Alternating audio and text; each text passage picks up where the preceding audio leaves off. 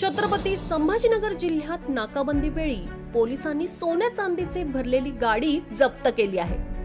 या गाडीमध्ये तब्बल 19 कोटी रुपयांच्या किमतीचे सोने चांदी असल्याचं समोर आलंय। गुरुवारी रात्री पोलिसांनी सिल्लोडमध्ये मोठी कारवाई केली।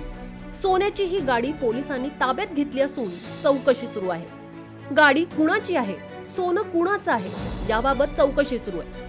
सिल्लोड येथील निवडणूक तपासणी पथकाने संभाजीनगरहून जळगावकडे जाणाऱ्या वाहनातून जवळपास 19 कोटी रुपयांचे सोन्या चांदीचे दागिने जप्त केले। ही कारवाई सिल्लोड तालुक्यातील निल्लोड फाट्यावरील चेक पोस्टवर करण्यात आली।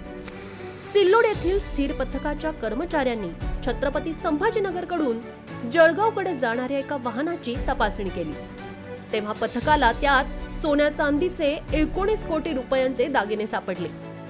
सिल्लोड मध्ये जप्त करण्यात आलेले हे दागिने जळगाव येथील एका नामांकित सराफा ज्वेलर्सची असल्याची माहिती गट विकास अधिकारी आहिरे यांनी दिली।